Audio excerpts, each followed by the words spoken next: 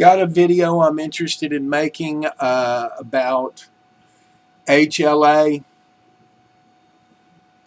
and I've got some additional bonus information at the end of it. But just real quick, I want to talk about the lifespan of a lion. In a lion female, 15 to 16 years in the wild. For a male, 8 to 10 years in the wild. Isn't that interesting? Not a very long lifespan. In fact, the male lion is doing well to live as... I mean, I've got cats that have lived longer than this. That's pretty pathetic. So it must be because of all of the killing that the lion does. The great lion king of the jungle.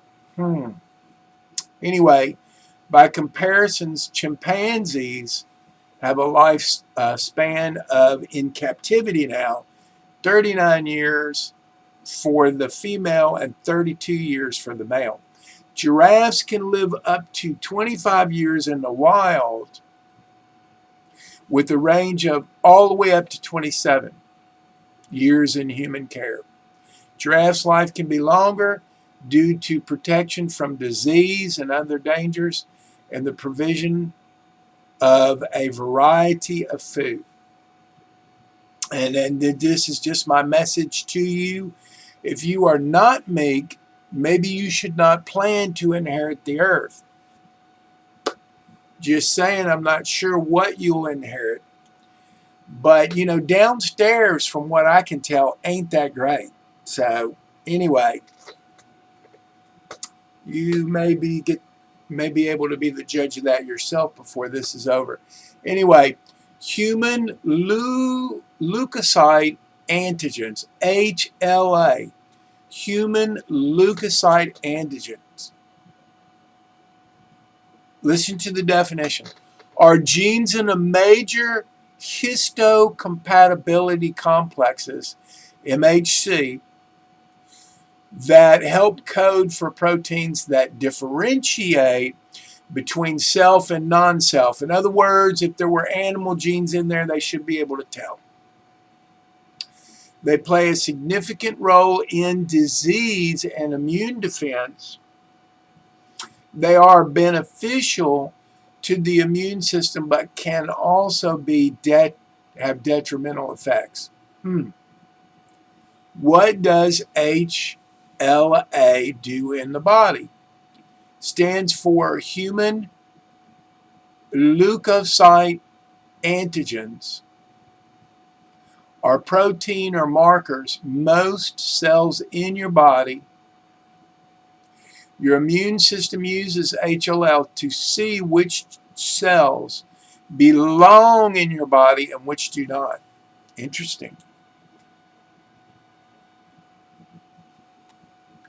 What does HLA indicate? Human leukocyte antigens are proteins that help the body's immune system tell the difference between its own cells and foreign cells, harmful substances. They are made from instructions by inherited genes. So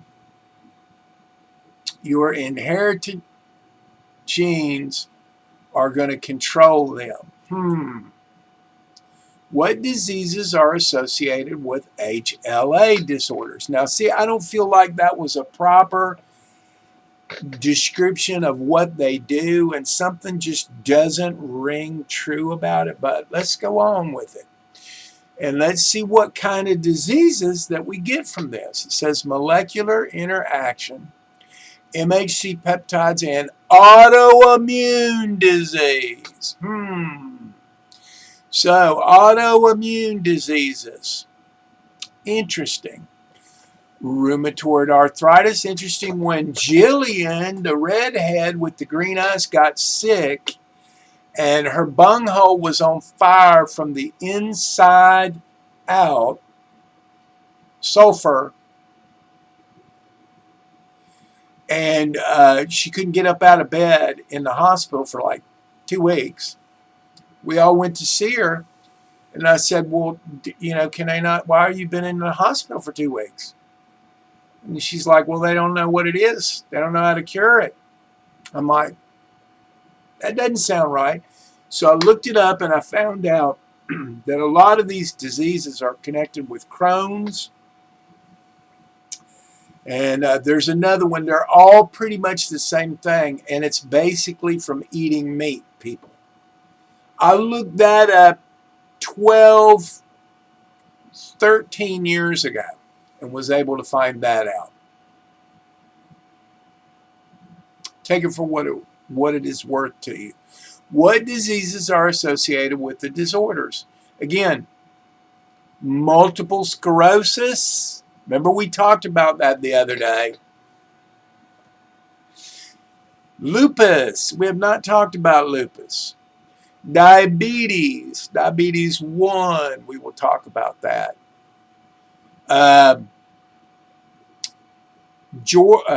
Sjogren's syndrome. Not real sure what that is. But celiac disease, which is what you get from eating grains, gluten, and yeast. And then there's one called Ankylosing spondylitis. Ankylosing spondylitis. Interesting. Now let's see if we can find out what all this means. Does everyone have HLA? Listen to what it says. I feel lies coming on. Inheritance. Histocompatibility genes are inherited as a group haplotype. One from each parent, thus HLA genes are co-dominantly expressed in an individual. I could understand that if they're saying, okay, this blood group is inclined to eat meat or not. That's what it sounds like it's trying to say. You are prone, because of your bloodline, to eat this versus that. That's what it sounds like they're saying, right?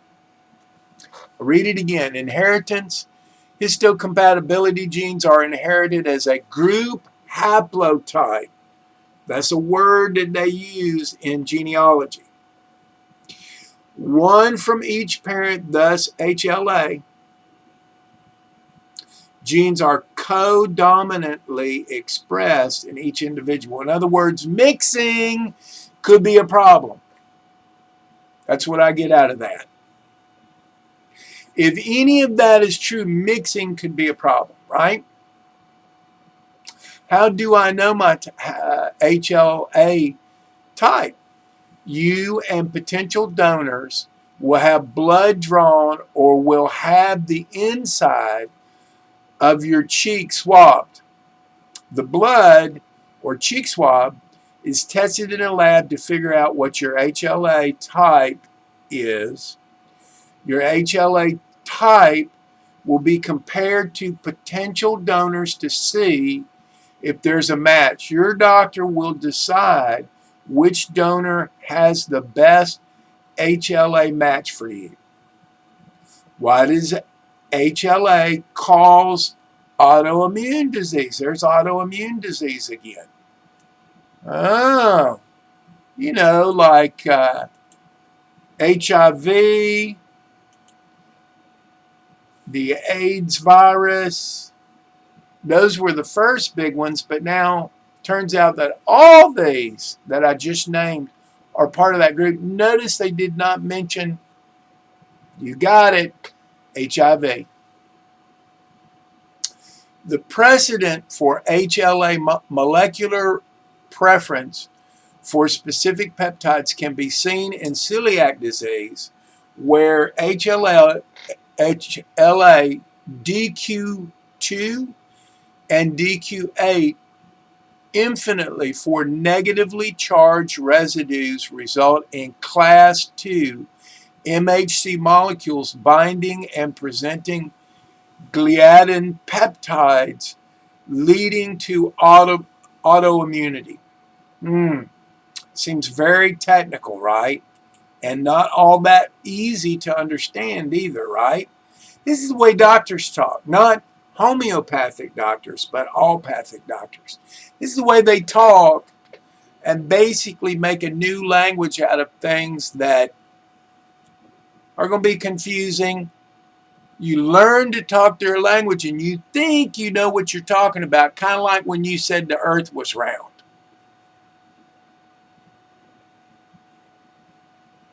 Because you learned it in school. They got a 102-year-old woman that stated that she was taught that the earth was flat. That's what she was taught. So it hadn't been that long, people. Devils loosed for a little season. Which autoimmune disorder is HLA associated with? DQA1 is associated with a variety of autoimmune diseases, including type 1 diabetes, celiac, Graves' disease, inflammatory bowel disease, rheumatoid arthritis, and multiple sclerosis. Wow. Now that's the kind of information we're trying to get. We're trying to narrow this down. Is it bad to have HLA antibodies? That's another good question. HLA are not harmful to the person who made them. Your HLA antibodies pose absolutely no risk to you. However, if transfused to another person, HLA antibodies can cause a rare but very serious complication in the transfusion recipient, known as transfusion-related acute lung injury.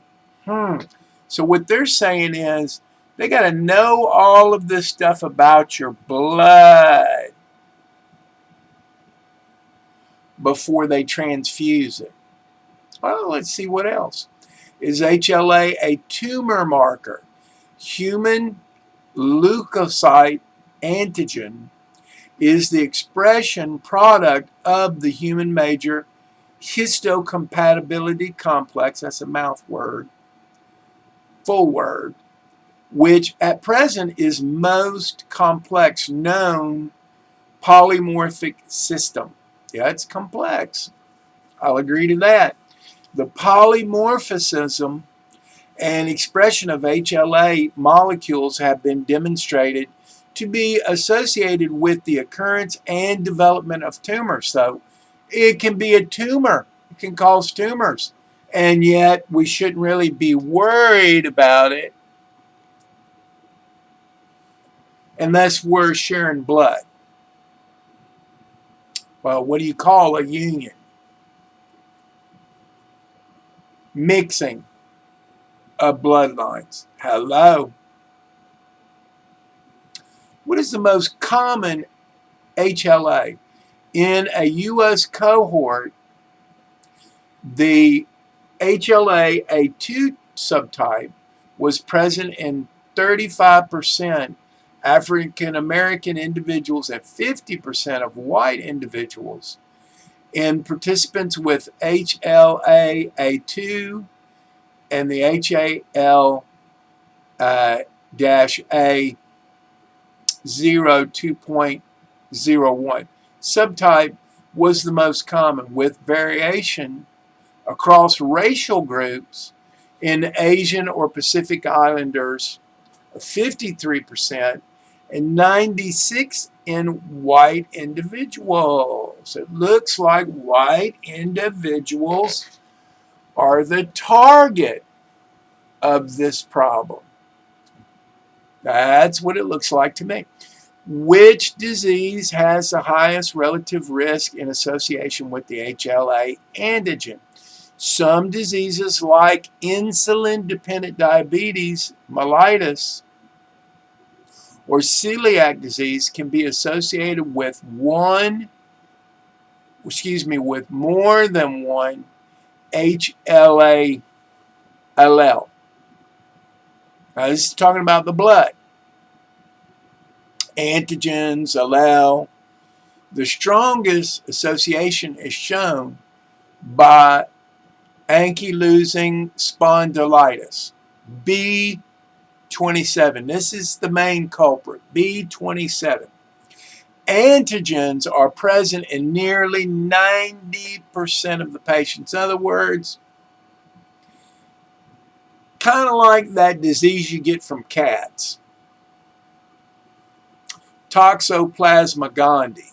It's in 90% of the people. What are you going to do? Right? And yet we're just hearing about it vaguely, little snippets that we have to listen very carefully for because I guess they don't want to protect us from our cats. Right? So it says, which disease has the highest relative risk and association with the HLA antigen? Some diseases like insulin-dependent diabetes, celiac, we just covered this, is HLA related to blood type. Listen, this is one of the things we've been trying to get them to tell us, and it just took a little while because, they've got to tell us all this other information. Is it related to blood type? The most common tissue groups in all blood types has been detected as in HLA group HLA-A2 antigens, 48%, in the HLA-B group, 33%, in the HLA-DR or DRB11 antigens, 48%, when the commonly seen HLA groups and their blood types were compared. After all that, there was found no statistical correlation. So it ain't a blood type thing.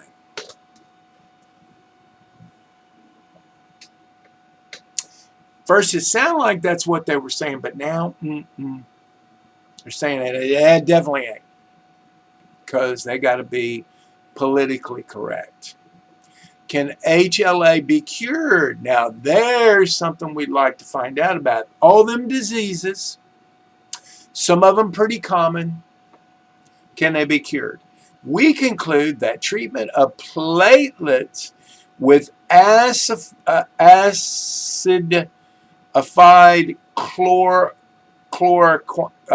chloroquine disulfate is a simple and effective method for removing class 1 HLA antigens from their surfaces with minimal damage to the structure or function.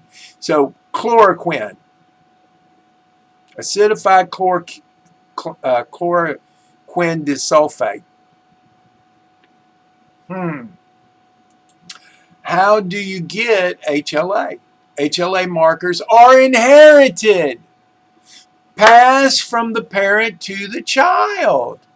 So your close family members, siblings, parents, and children are more likely to have a pattern of HLA markers that's like yours. HLA markers are a way for your immune system to tell which cells belong in your body and which ones don't. Can you get rid of HLA antibodies? Unfortunately, once you have anti-HLA antibodies, they do not go away on their own. Antibodies can be difficult to remove from the body. Although different treatments have been tried, antibody levels can temporarily increase in the setting of infection, vaccination, or transplantation. Doesn't sound like you can get rid of it very easily. And if you have to get a vaccination or transplantation, that could be even worse for you. How do you treat the HLA antibodies? It says TPE with IVIG. Do you have any idea what they're saying? TPE with IV IG can be used prior to transplant to remove HLA antibodies in combination with the immunosuppressive drugs until negative cross matches achieved. Seems like a very complicated thing, don't it? It says, can two people have the same HLA? The most likely pace to find the HLA match between two people is among siblings, brothers and sisters, who have the same mother and same father. If two siblings inherit the very same HLA molecules from both parents, they are said to be an HLA identical match. Wow. Can I donate blood if I am HLA positive? You do not need to do anything if you test positive. Your HLA antibodies pose absolutely no risk to you. You will remain eligible to donate red blood cells. Unfortunately, you will no longer be eligible to donate plasma or plasma blood products such as platelets collected by apheresis.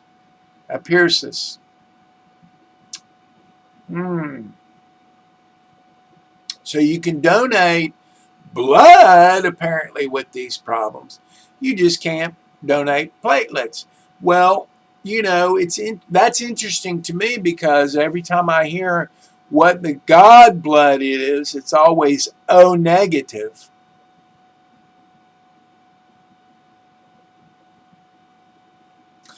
But that's only with requirements towards blood type, and giving and receiving blood has nothing to do with platelets because it's understood that another blood type is what is preferred for platelets, not O negative.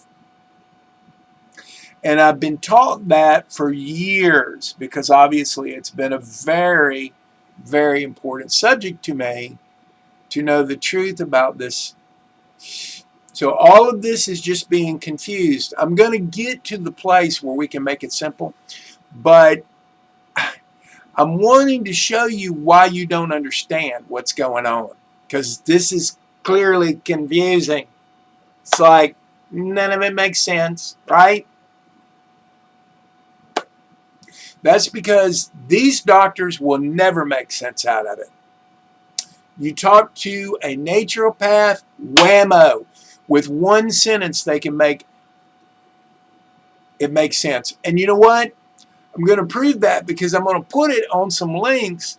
I'm going to let you find out for yourself once this video is over. You can look at it yourself and see that what I'm going to tell you during this video could have been made a lot easier if you went to the right doctor. Just that simple.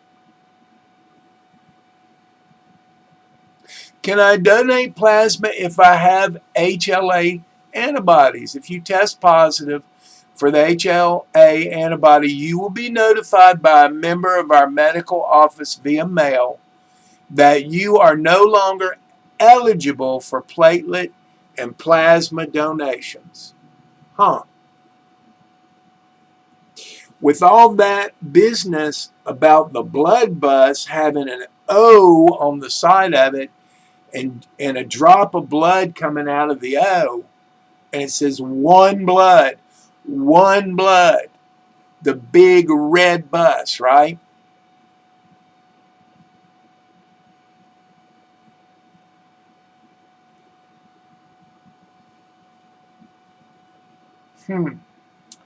If you test positive, then you know you will no longer be able to give platelets and plasma donations.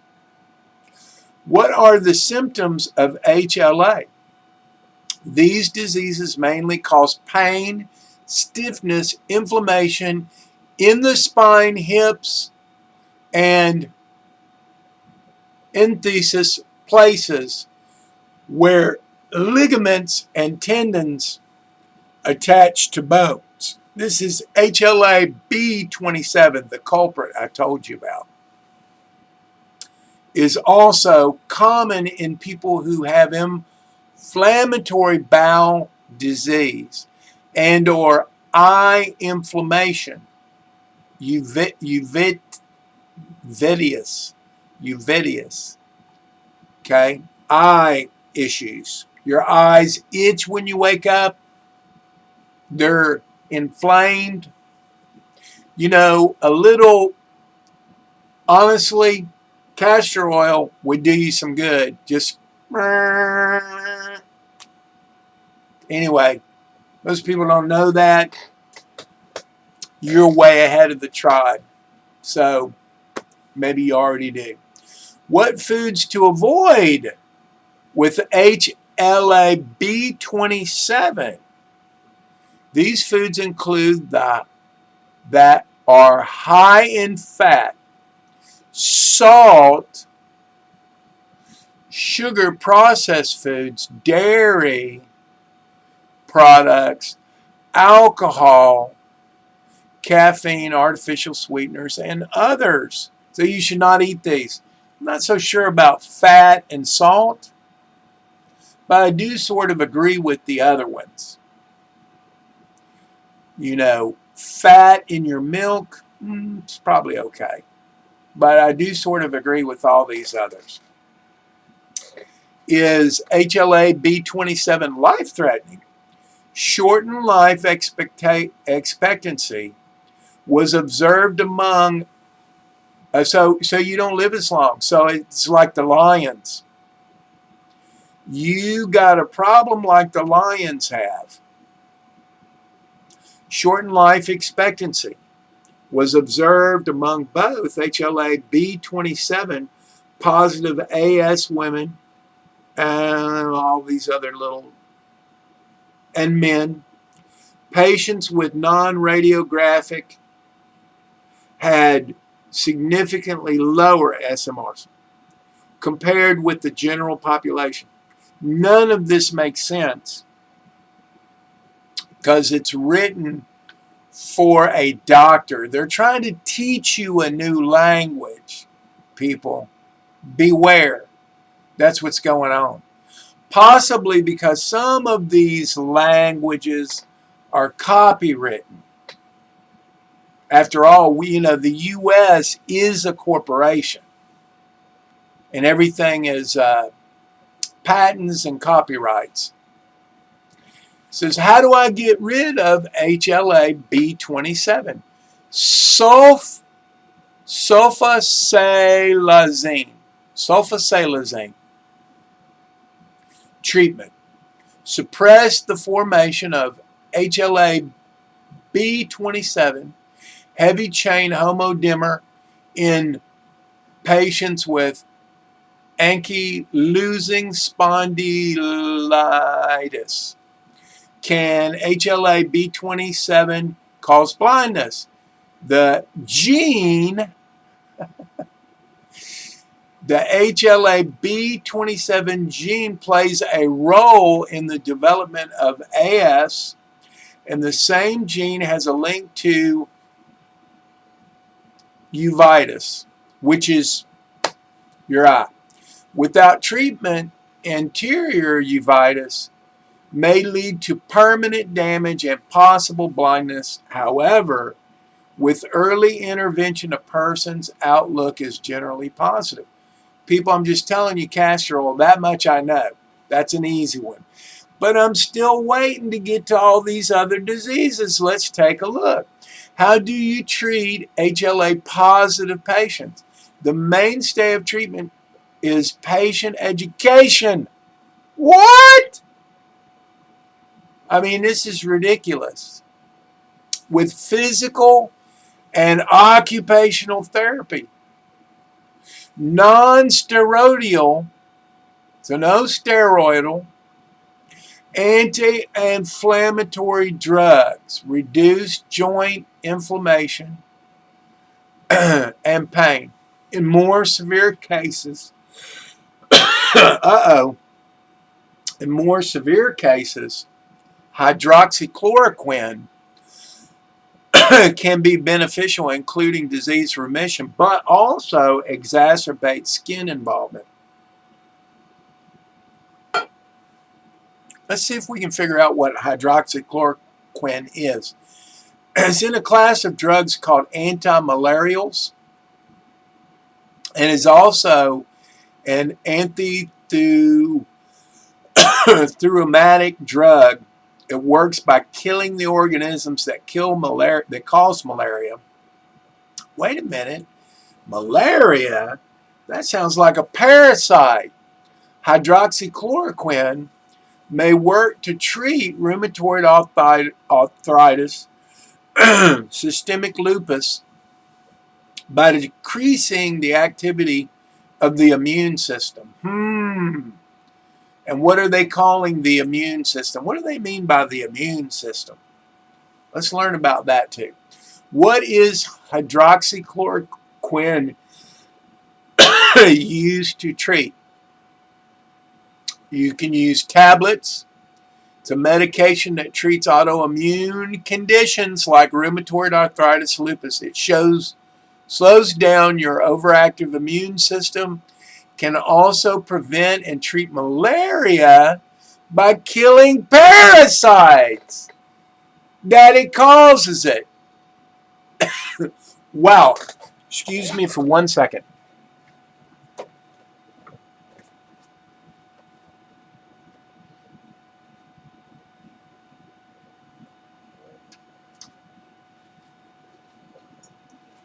I just had to get my water.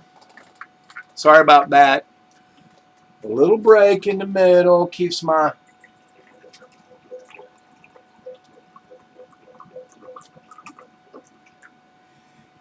throat a little more well-oiled. It's something that I'm working on. I do take things to knock back my mucus. So,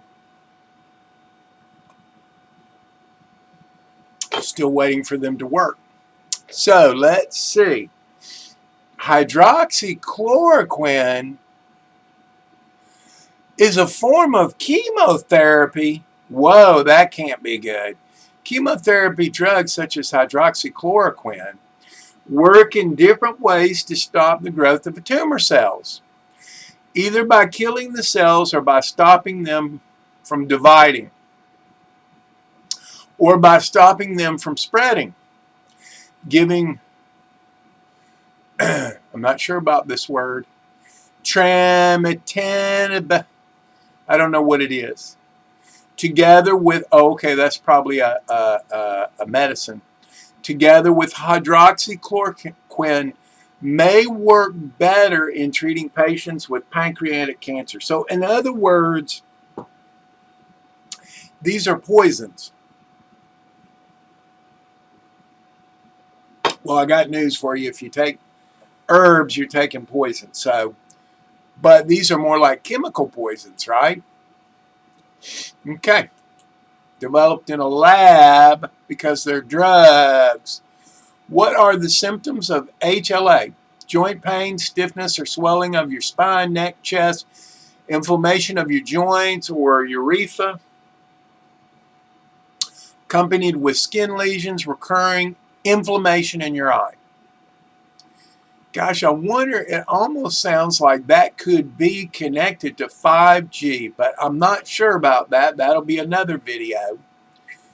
Does HLA B27 affect the heart? A review of literature suggests that HLA B27 spondyloarthropathy related heart block may be an often overlooked cause of heart block, kind of like a stroke, in otherwise healthy patients. Topic atrial flutter, which is atrial defibrillation, whatever. Bradycardia. Okay. We're getting to the bottom of this so slow. It's like a snail crawl, isn't it? What diseases are associated? So we're going to go over this again because I'm getting ready to cover all of these. So these diseases are rheumatoid arthritis caused by protozoa nematodes Toxoplasma gondii. Multiple sclerosis, same thing. Lupus, same thing. Diabetes, same thing. Jorin syndrome, same thing. Celiac disease, which is eating glutens, grains, and yeast, same thing. Ankylosing spondylitis mostly says tapeworms. So let's see. Now we gotta look at this thing that they keep implying: genetic inherited traits. People born with specific genes are more likely to develop rheumatoid arthritis. Also, these genes, called HLA, human leukocyte antigen class II genotypes, can also make your arthritis worse. The risk of RA may be the highest when people with these genes also smoke or have obesity. Duh.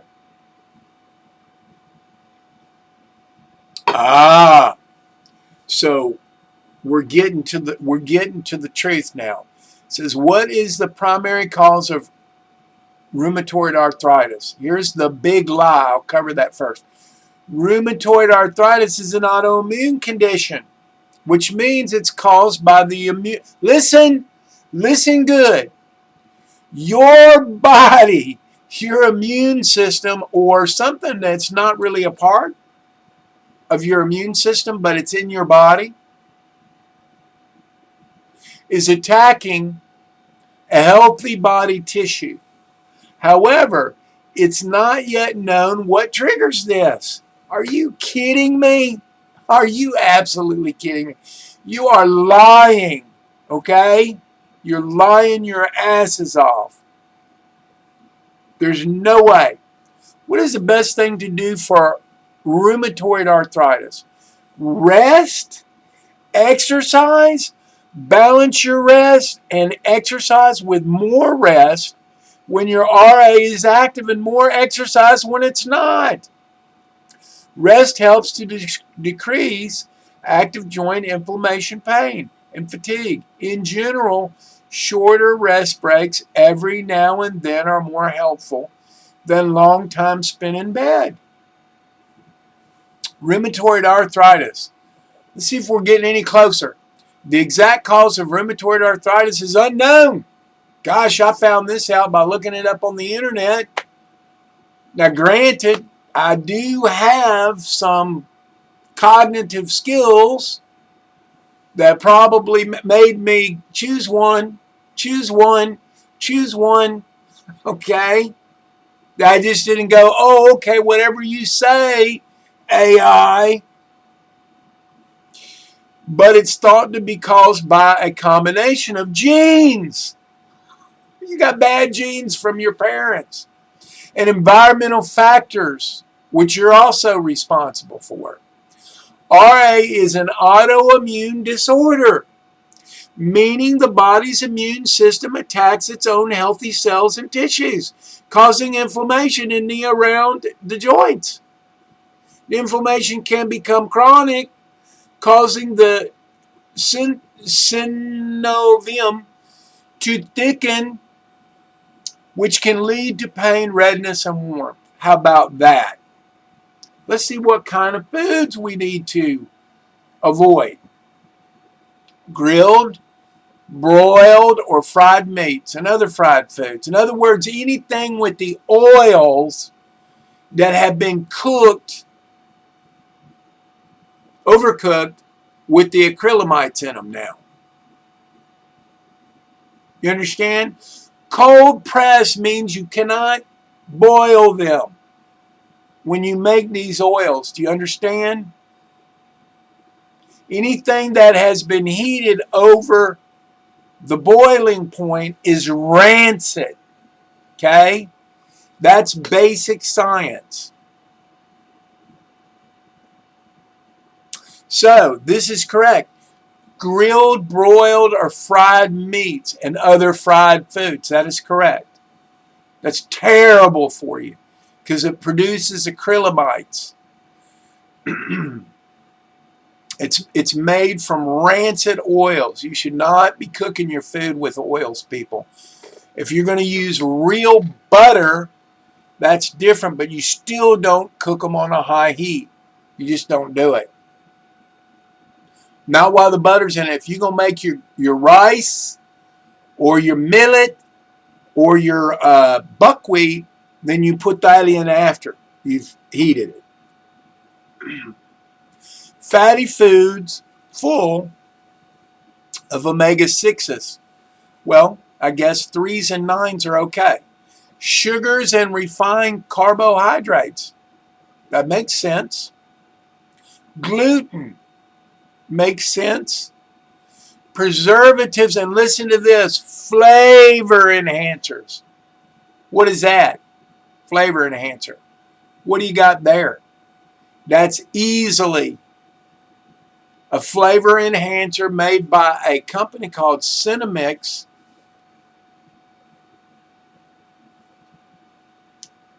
That was once linked to Pepsi-Cola, but they said, ooh, we better make this a foreign company. Quick. Known to have baby fetuses in them. That goes great with the God of the Old Testament. That's one of his curses. That's one of his curses. Go look up Leviticus 26 and tell me if it's not there. Okay. So let's skip out of there. We still didn't find out what I already knew from what I had learned anywhere from 12, 15 years ago. And that is what causes rheumatoid arthritis is parasites, people. Parasites. Now we're going to cover multiple sclerosis, and I know you know I've already told you about that. Plus, I told you about the video. I put the video link in my own video, and guess what? It's going to be there again for you today. So you can see for yourself. What is multiple sclerosis triggered by? The big lie. Multiple sclerosis is caused by your immune system mistakenly attacking the brains and nerves. Wow, you are attacking yourself. It's not the parasites, it's you. So apparently the parasites are being set. See how big the lie is? See how big the lie is? There's only one group of people that could be responsible for this. Out of my last video, that would be the name stealers. Right? It's not clear why this happens, but it may be a combination of genetic and environmental factors. That's just lovely. While some research suggests that parasites may be a risk reduction factor in the development of multiple sclerosis, other reports suggest that some types of parasite worms could make MS worse. In particular, Epstein-Barr virus, which is their little, poops and all the other crap that comes with having the parasites, their biofilm and all that crap that you get to have with it, that technically, or you can't call them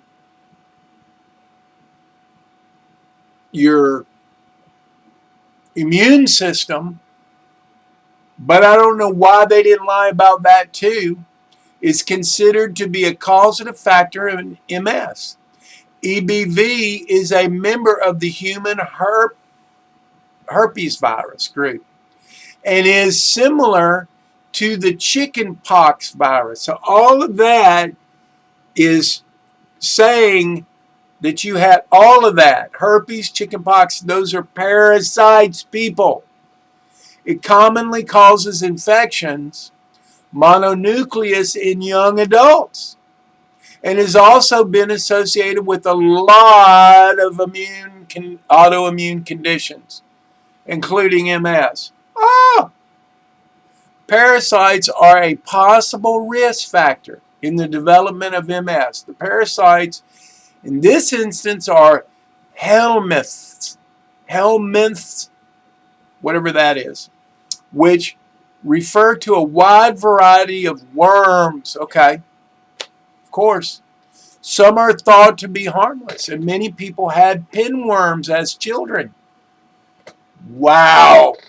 Now, remember what I told you earlier, what parasite is associated with MS? They're going to say Toxoplasma gondii. But you see, they're not going to talk about the worms. They're just going to say Toxoplasma gondii and multiple sclerosis. A population-based case control study. Okay, here we go. Parasitic worms, 2 words. Possible causes. That's it. That's all you get. Possible. Lupus. Let's move on over to lupus. What causes lupus? Toxoplasma gondii has been associated with lupus. Anti-Toxoplasma gondii antibodies may be a risk factor for the prevalence and the severity of SLE. However, Toxoplasma gondii infections have been shown to prevent the development of autoimmune renal disorder in lupus-prone mice. See, they can't talk straight. This is why the Native Americans said, white man have forked tongue. White man have forked tongue. And these are supposedly savages, right? That's what the Europeans called them. Savages, and they knew that. Modern medicine, here's proof. Vindicated. I just vindicated the indigenous peoples of this country. White man does have forked tongue. Even to their own people. Wow. What is the primary cause of systematic lupus? The big lie. What causes it? They're unknown, but are believed to be linked to the environmental, genetic, and hormonal factors. Is lupus caused by parasite? I asked a direct question. The development of, and by the way, as you learn how to use your Google, you better learn how to ask direct questions. The development of the disease depends on a genetic predisposition and exposure to the environmental factors, including UV light, drugs, and infection. The association of parasitic infection and the development of autoimmune disease in general and lupus in particular remains elusive. See how they lie? Where we've already got a doctor that just simply opened up these bodies after these people died from lupus and found the parasites literally in their brainstem. I'm going to post the video. The development of disease depends on the genetic predisposition and exposure. Okay. It remains elusive. What organisms cause lupus? According to the literature, pathogens most frequently associated with lupus are viruses, notably human endogenous retrovirus Epstein-Barr, parvovirus B19. I can't even say some of these words, y'all. No wonder we're not part of our own health, because we don't really know what these people are saying. We don't have a clue. Alongside certain bacterial components that can also trigger activation of the immune system. In other words, parasites. Let's go to the, I think this is the last one, not sure. Jorgen's syndrome. There are several infectious agents that are suspected to play significant roles in the development of this: Epstein-Barr, hepatitis C, human T-cell lymphotropic virus. Oh, here we go. Staphylococcus and Heliobacter pylori. So staph, and I'm sorry, I can't say this one.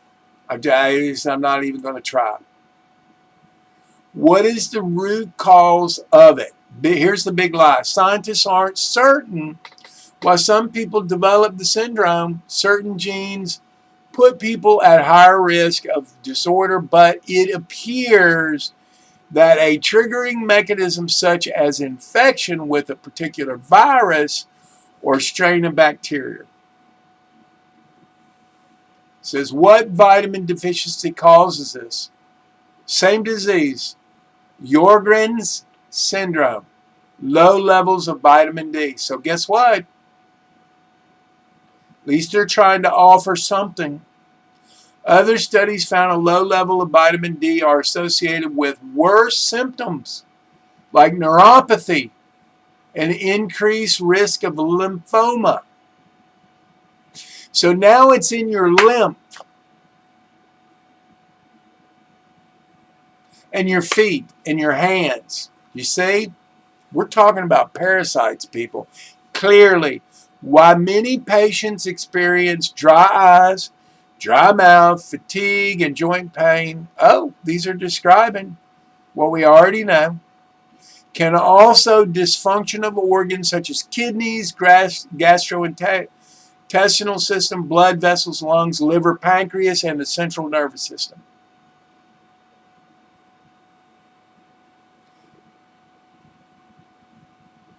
Can it affect your legs? Can also cause swollen and painful joints, muscles, weakness, dry skin, rashes, brain fog, poor concentration, memory, numbness, tingling sensations in the arms, legs due to nerve involvement, heartburn, kidney problems, swollen lymph nodes. People, this is a parasite. It's a parasite. Type 1 diabetes mellitus. According to a 2018 study, there is evidence that Toxoplasma gondii may be causative pathogen of type 1 diabetes. There you go. Now, it never really tells us what Toxoplasma gondii is, but I can tell you that they're wanting to make us believe it's a virus or an infection. But that's like the biofilm and the poop and the piss from the organism that's causing it. That's all that means. So what's the root cause? That's really the question. What is the root cause? What parasites are in the pancreas? Pancreas parasites are a diverse group of organisms, including helminths, worms, protozoa, and other microorganisms that can affect the pancreas. One of the most well-known pancreatic parasites is this one it's a tapeworm, responsible for causing cystic, I can't say this word.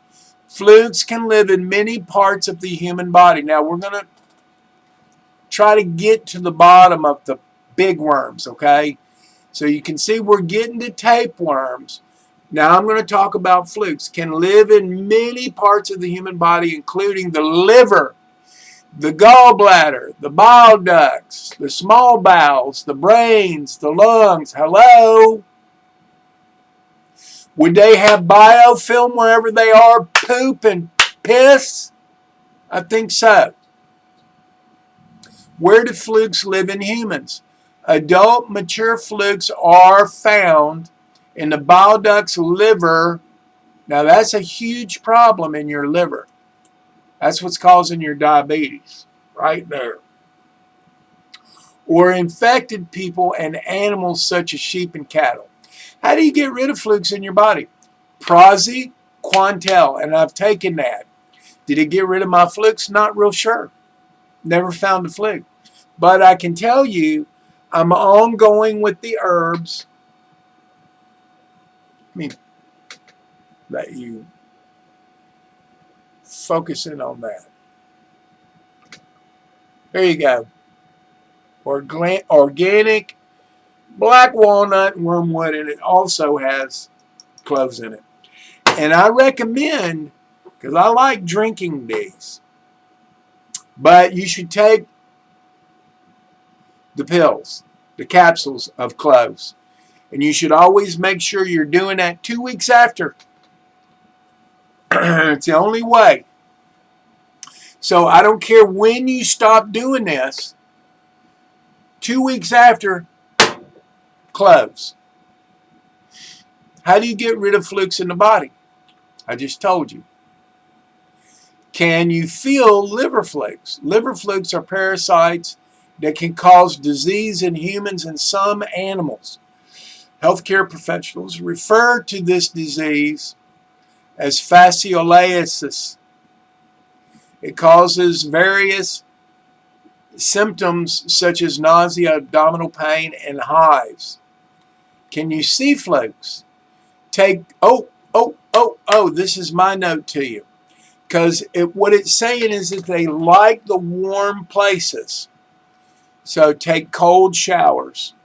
Take cold showers, people, while you're doing your anti-parasiticals. It says flukes reproduce laying eggs in warm water temperature.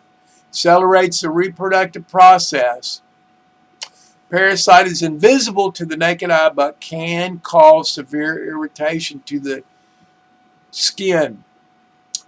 The two types of flukes, I can't say this. I can't say it. The former injects, okay, let's move on. When I can't read the names, it's no point. Can you cough up a liver fluke? After ingestion, the liver fluke grows to adult worms that live inside the human bile duct system. The life cycle takes 3 months to complete in humans. Infected people will then pass eggs through the stool and may cough them up. So you can cough them up. Once inside the body, the tapeworm head attaches to an inner wall of the intestines and feeds off food being digested. Pieces of tapeworm break off and come out of the body in pieces. Poop, along with their eggs they contain.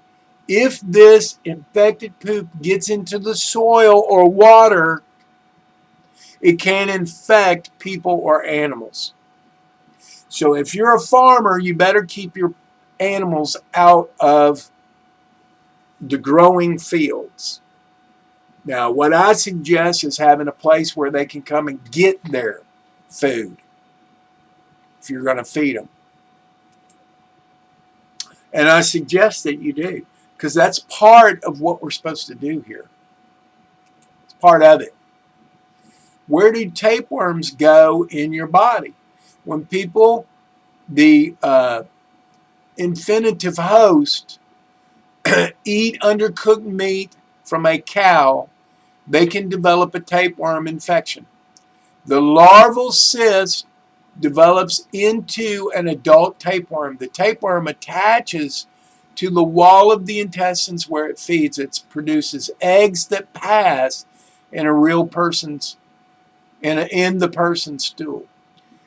Intestinal tapeworms. It says these tapeworms often cause no noticeable symptoms. Many people don't realize they're infected. However, a severe infection can cause, listen, nutritional deficiencies. Why? Why can it cause nutritional deficiencies? You're taught that there's no minerals in the food. That's what you're taught.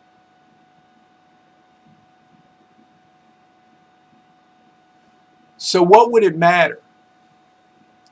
But this is saying that it can cause a nutritional deficiency. Why would that be? Unexplained weight loss, nausea, or diarrhea. Some tapeworms can live up to 30 years and grow 30 feet long. You're feeding a GD tapeworm, people. That's how. And just so you know, in the Victorian age, these women used to actually eat literal capsules that gave them the tapeworms from a capsule. If that is true, that means they can put it in any processed food they want. Probably spray it on your... You're going to have one choice before this is over, and that's to see to your own food. Grow it. Or just stop eating. Giardia is a tiny parasite germ that causes diarrheal disease, giardiasis. Giardia is found on surfaces of or in soil, food, water that has been contaminated with feces, poop from infected people or animals. That's your whatever's going out down the toilet when you flush. You can get giardiasis if you swallow giardia germs. How to get rid of the giardia is a tiny parasite germ that causes the diarrheal disease giardiasis and is found...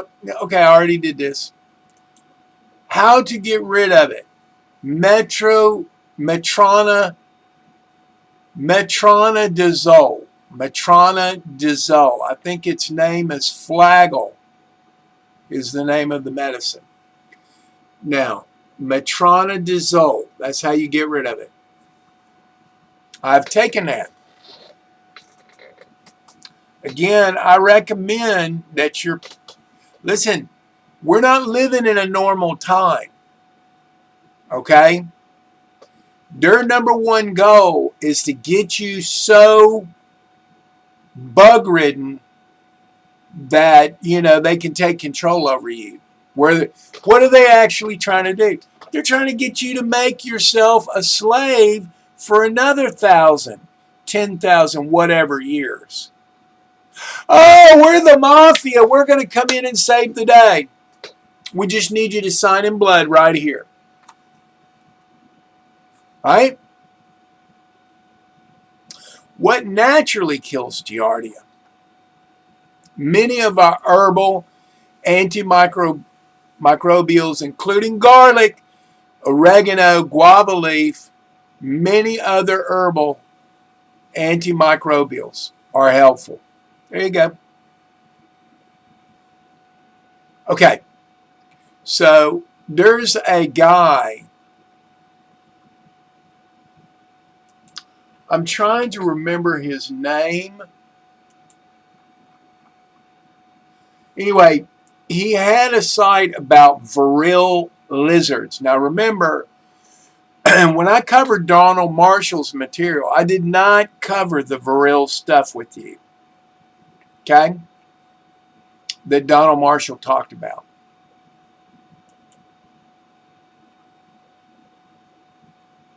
I did not cover that with you. At all. I just wanted you to know about the clones. But remember, these people are the same people that are connected. They're pets in that Canadian bunker. Or all them celebrities, politicians, whatever, Freemasons, whatever. That's their pets.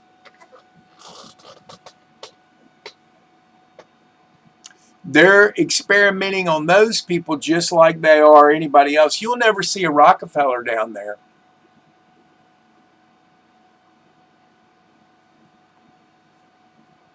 These are just the foolish ones that have bought in to their stupid, ridiculous stuff. But the question is, are the viriles a real thing? Let's see. Ancient lizards, these are smaller creatures. These are the viril 1. Viril 1. Creatures of the 3. This is a smaller one. Although small, they are carnivorous and unforgiving and prefer to attack in packs. They are very strong before they attack. They like to scare their prey, as the adrenaline is said to enhance the taste of the human. Children are the #1 preference, as their flesh is newer and it's less tainted with vaccines and whatnot.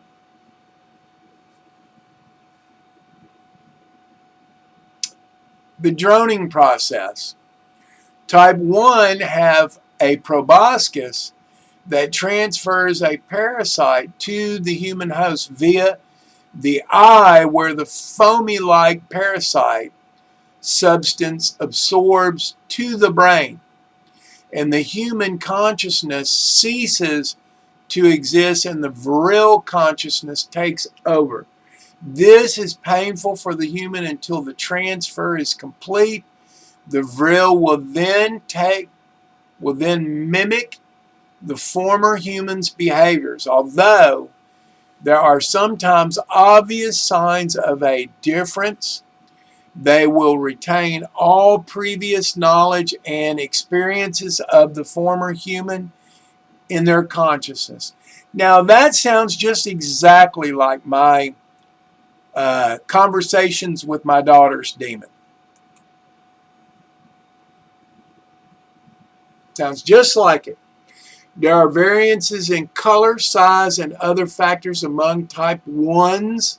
Eyes are on stalks. In other words, proboscis on the top of the head,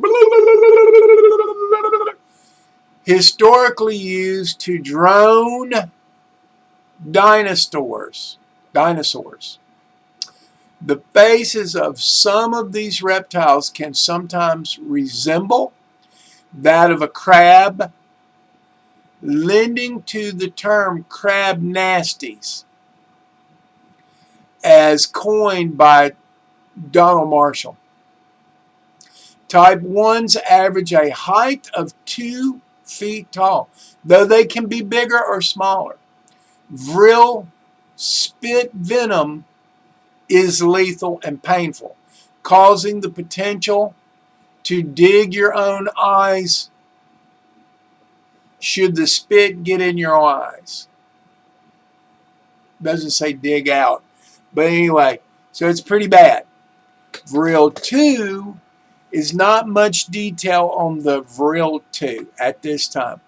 What does seem clear is that these are the more genome type creatures. There are a variety of differences among the scarce type of viril. They are carnivorous, of course they are, and some varieties are capable of parasiting a human host. Hence, the hat that covers the proboscis. These evil little entities are the fundamental basis of most fairy tales and folklore regarding trolls, leprechauns, pixies, gnomes, sprites, elves, fairies, imps, devils, and demons, etc. Type 3 viril. These are carnivorous. They are routinely mistaken for ETs. They are also commonly referred to as the Greys. So Vril 3 are the Greys. They do not drone. They are extremely strong. Brains are in the neck. These are the most dominant of the three types of Vril, reported to require a methane-oxygen mix for optimal breathing and long-term survival. Sulfur pits deep underground provide their requirements. That explains why all the sulfur in the food. More information will be available soon. Droning process. The droning occurs when the Vril injects the proboscis into the human eye, where the lizard parasite takes over the human host brain. It is terribly painful, terribly painful for the human being until the human consciousness dies and the Vril parasite consciousness is full control. All or most memory and ability of former human is retained. The lizard consciousness now mimics the former human behaviors. The former human is now a drone. These are the people that are used in the Vril to infiltrate governments, religious, legal, financial systems, organizations, and or corporations. It is not uncommon for male or female drones to lose their hair at a younger age. Intelligence seems a little decreased with a minimal capacity, if any, to understand sarcasm or dry humor. Offspring have increased risk of various birth anomalies. Drones often seem incapable of empathy, sympathy, and can quite often display psychotic behaviors. Drones enjoy perversion, sexual deviance, and self-gratification. Well, there's your Jeffrey Epstein and your Donald Trump right there. Now, if you hadn't seen him talking about his daughter,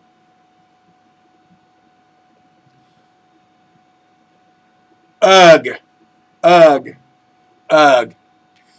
The drone will seem to be an ill human until fully recovered from the parasitical infection, which takes varying degrees of time but is usually minimal. The eye was droned with the proboscis will be affected and sometimes never fully recover. So that's the eye thing that you keep seeing, the bruised eyes on the celebrity. That's what you're seeing. Leaving the affected eye to seem different from the other. Most drones appear completely normal and walk among us undetected. Is that not what Hidden Hand said? There's your soul group Lucifer, people. But the problem is they're saying that the person has died, that they've taken over. The Vril proboscis connects with the human eye and releases a foamy substance where the parasite injects itself into the human brain. The unfortunate human suffers temporary agony. Once the parasite is effectively in the brain, the human ceases to exist, and the Vril is full control of its host body. Now, I'll tell you this. They had a great episode. I recommend everybody should see this episode. It is Stargate SG-1. It's the third season, the 15th episode. And that will show you exactly what's going on. You're not going to be able to see it till it's too late for you, unless you see it in a movie. And I'm telling you, Stargate SG-1 Season 3, Episode 15 will show you exactly what's going on. Exactly. In fact, I'm going to give you the other movies you can look up. Dark City, Dreamcatcher, 2003, TMNT, Invasion of the Body Snatchers. The Hidden, The Host, The Bay, Slither, Parasitic, The Brain Eaters, The Faculty, The Puppet Masters, They Came From Within the Thing. Now, understand there have been many made.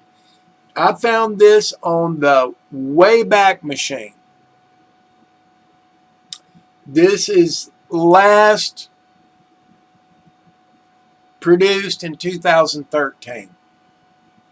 That's 11 years. You won't hear people talking about Donald Marshall stuff anymore, will you?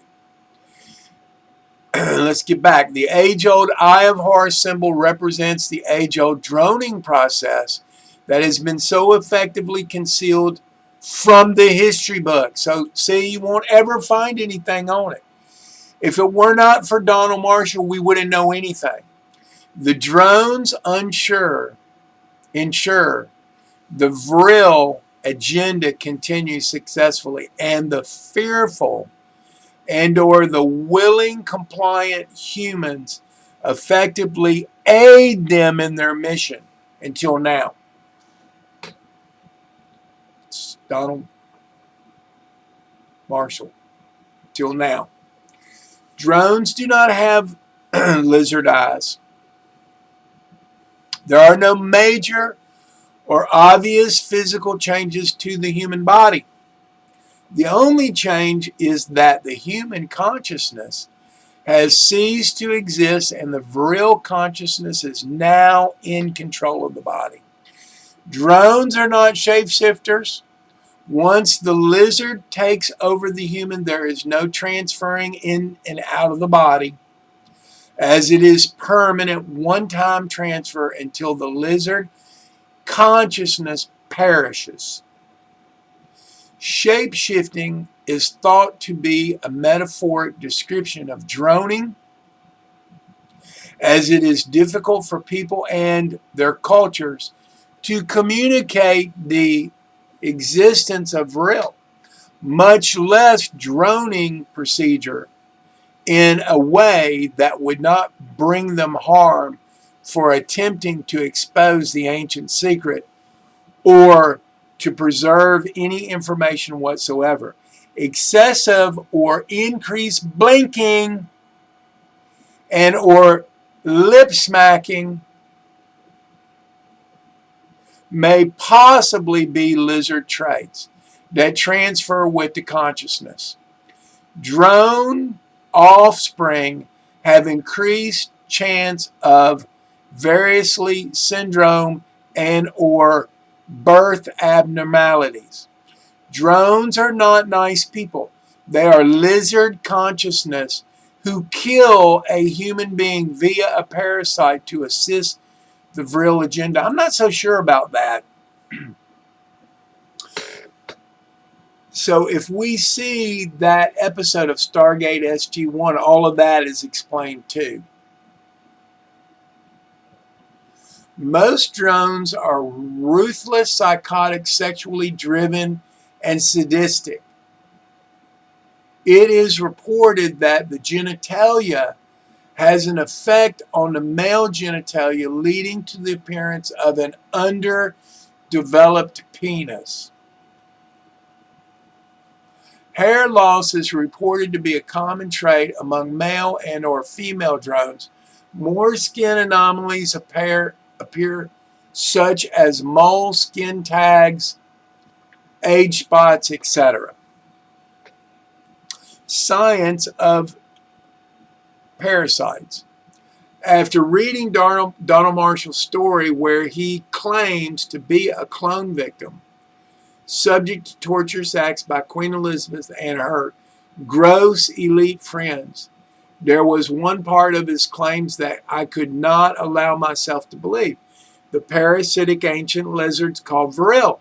My conscious brain would not allow me to believe this part of Donald Marshall's claims. Yet something was subconsciously driving me back to look at it. Finally, I decided to allow my ego to risk the potentials of embracing this ludicrousy. I communicated with Donald via Skype several times and found that not only was he very real, he is very mentally stable as well. He was humorous, kind, and intelligent. He truly is amazing, strong, courageous, moral human being. After getting good vibes from Donald, I kept up some really intense research, and I believe I can offer merit to Donald's claims about the viril lizards. Well, we can't really do that because we don't have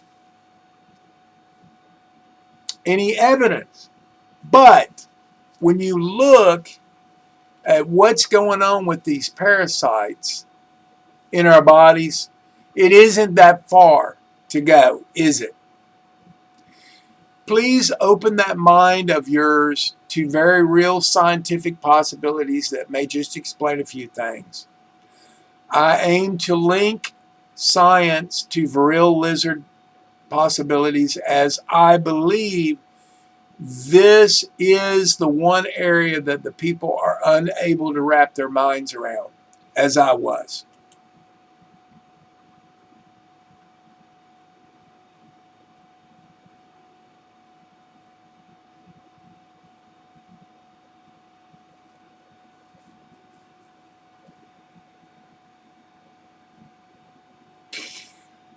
This is from another place in a site, and then I have to finish. Humans, animals, insects, and reptiles can all become infected with parasites. This is not a new concept, as widely known.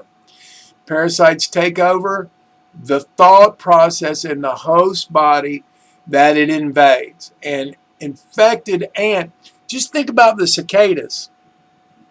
If that is not, I mean, that's a parasite, people. That's a parasite. I'm not making this up. I look at them and I can see the parasite has burrowed out of them.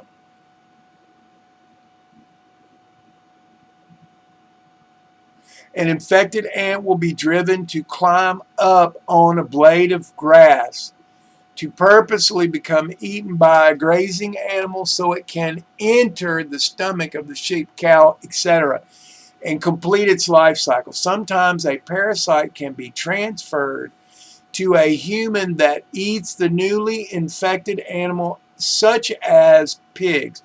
Pigs are very nasty creatures biologically, and the Bible forbids any consumption of this meat and or meat of any other split-hoofed animal. People, there's no meat of any animal that's legal in this realm or any other. These bastards are the reason that you don't know that. Sometimes humans can contract a parasite from an infected cat as well, Toxoplasma gondii. No matter how it gets contracted, once it enters the body, it can in fact invade the brain.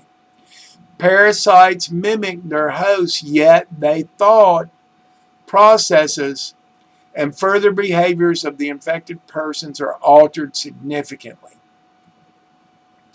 In the case of Toxoplasma gondii found in the stomachs of cats, the cats excrete the eggs, and the eggs are eaten by smaller animals such as rats.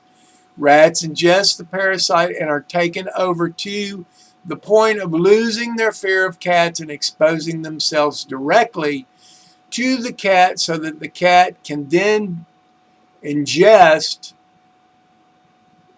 and further infect the cat. Parasite instinctual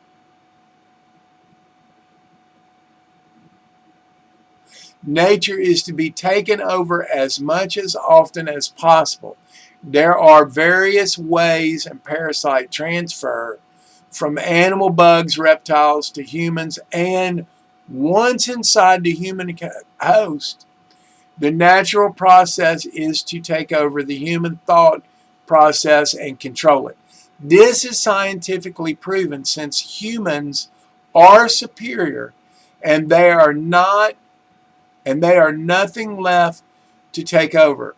The parasite is content to live in the human becomes diseased, the parasite must feed, and if it has infected the brain, then it begins to feed of the brain itself, where the host begins to lose feeling and empathy and sympathy. They become sinister and self-driven. They eventually care for nothing but themselves and their self-preservation. Boy, that's describing them perfectly. They will hurt, destroy almost anyone, anything to get what they need. They become most ruthless people on the planet. See where this is going? Our world leaders fit this psychopath description to a T. Do you think all of our corrupt leaders, corporations, scientists, teachers, doctors, military, clergy, lawyers, judges, child welfare workers, police, etc., got infected by a cat? Or could there be a different way they became infected, since parasites are very common in lizards? Well, I mean, when you just think about how the healthcare profession could possibly keep these secrets, there's only one answer. Yes. Yes, we can see now. I wonder if you could believe for even a fraction of a second that there may be truth to the fact that the Illuminati's best kept secret are virile lizards. Could virile lizards possibly transfer a parasite and take over the elite characters on our planet and drive them into be evil that we cannot understand in today's world? I think so. If you're not sure, please keep reading.